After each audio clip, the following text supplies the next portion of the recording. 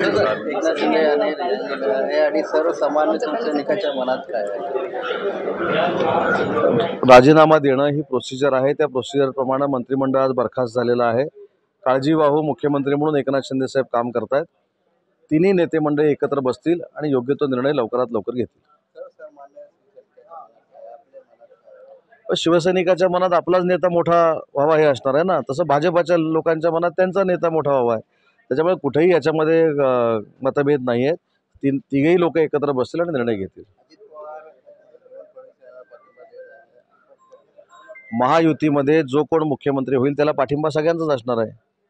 त्याच्यामुळे 3 लोक बसून निर्णय घेतील कोण मुख्यमंत्री करायचं. लवकरात लवकर होईल.